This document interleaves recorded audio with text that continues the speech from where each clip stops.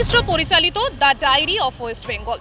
হাইকোর্টের ক্লিনচিট পাওয়া সত্ত্বেও বাংলা অর্থাৎ পশ্চিমবঙ্গের একটা হলেও জায়গা পেল না এই ছবি। যেমনটা আমরা দেখেছিলাম ঠিক গত বছরে দ্য কেরালা স্টোরির ক্ষেত্রে, ঠিক যেন সেই ঘটনারই ঠিক এক ঘটনার পুনরাবৃত্তি ঘটলো এবছরে। আমরা দেখেছিলাম গত বছর যখন এই ছবির ট্রেলার মুক্তি পায়, তারপরেই এক জনস্বার্থ মামলা হাইকোর্টে দায়ের হয় এবং তারপরে দেখা যায় হাইকোর্টের পক্ষ থেকে একেবারে পরিষ্কারভাবে কোনো রকম হস্তক্ষেপ না করেই জানিয়ে দেওয়া হয় যে বাংলা অর্থাৎ রাজ্যের মানুষ যথেষ্ট সহনশীল, তাদের ওপরে মানুষের বিচার বিবেচনার ওপরেই গোটা বিষয়টি ছেড়ে দেওয়া হোক। কিন্তু তারপরে গিয়েও দেখা যাচ্ছে পশ্চিমবঙ্গের একটা সিনেমা হলেও কিন্তু জায়গা পেল না the diary of West Bengal. ঠিক এই জায়গাতেই প্রশ্ন উঠছে, কেন জায়গা পেল না, ঠিক কি কারণ রয়েছে এর পেছনে?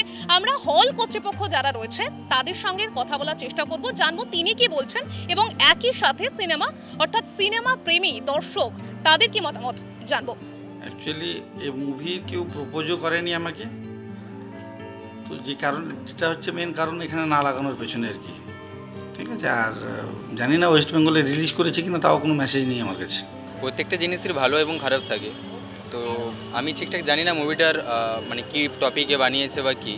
যদি শুধুমাত্র মমতা ব্যানার্জির খারাপটাকে তুলে ধরা হয়েছে, তাহলে প্রডিউসার হয়তো মনে করেছে এটা তুলে ধরা উচিত, তাই হয়তো তুলে ধরেছেন।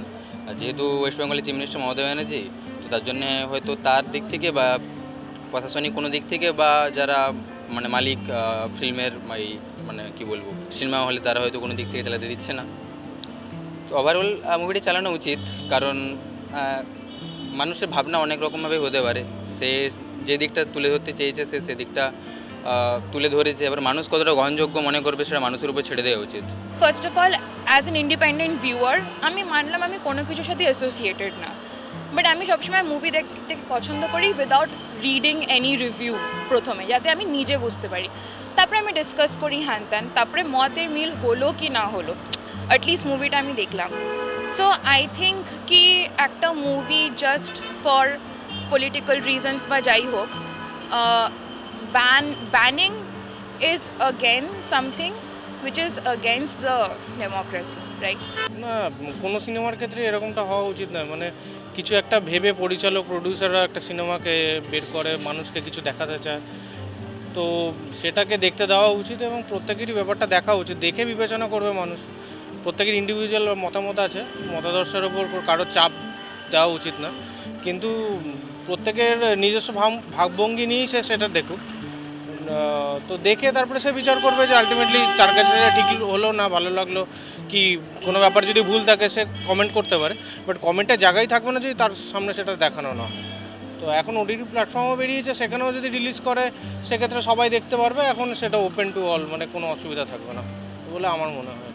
কি বলবো, মানে এখানে কোনো ভালো সিনেমা রিলিজ করে না। কেরালা স্টোরি দেখেছো নিশ্চয়ই, সো কেরালা স্টোরি এখানে কোথাও দেখতে পেয়েছো কি রিলিজ করেছে? তো করেনি, সেরকমই রিলিজটা করা উচিত ছিল এখানে সিনেমাটা, এটাই বলবো। প্রসেস থাকে, যেমন প্রডিউসার ডিস্ট্রিবিউটারকে দিল মুভি ডিস্ট্রিবিউট করার জন্য, ডিস্ট্রিবিউটার সমস্ত এক্সিবিটারকে ইনফর্ম করবে যে ভাই আমার এই মুভি আছে, তার ডিটেলস আছে, তার ট্রেলার আছে, তো আমার শো লাগবে, শো আপনি যদি লাগাবেন 2টো শো লাগবে, 10টা শো লাগবে, 5টা শো লাগবে।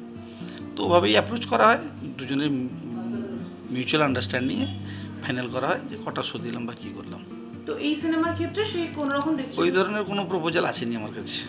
কতদিন সেটা একটা ব্যাপার, কারণ কি এখন আমরা দেখছি যে মানুষকে চুপ রাখা যাচ্ছে না, অ্যান্ড মানুষ নিজের রিস্ক নিয়েই অনেকটা এগিয়েছে, সেটা আমরা লাস্ট 2 সপ্তাহ থেকে অনেক কিছুই দেখছি। But at the same time আমরা এটাও ভাবি যে সব শেয়ার করবো কি না। আমাকে এখনও আমি অনেকটা এক্সপ্রেস করতে চাইছি, কিন্তু আমি খুব ডিপ্লোম্যাটিক্যালি করছি, বাট আমি করছি। সো চেষ্টা করলে আমার মনে হয় না বেশি দিন কাউকে চুপ করিয়ে রাখা যাবে, বাট কিছু না কিছু হবে, ওটা আসবেই, প্যাসিভ হোক কি অ্যাক্টিভ। হল মালিক অর্থাৎ সিনেমা হল কর্তৃপক্ষর কথা আপনাদের সামনে তুলে ধরলাম, একই সাথে দর্শকদের কি মতামত সেটাও শুনলেন। কিন্তু হাইকোর্ট যেমনটা জানিয়েছিল তারা মানে হাইকোর্টের প্রধান বিচারপতি ঠিক যেভাবে সাধারণ মানুষের বিচার বিবেচনার উপরে গোটা বিষয়টা ছেড়ে দিয়েছিল, কিন্তু কোথাও গিয়ে যেন দেখা গেল সাধারণ মানুষ সেই জায়গাটাই পেল না, সেই স্বাধীনতাটাই পেল না নিজের মতামতটা রাখার জন্য।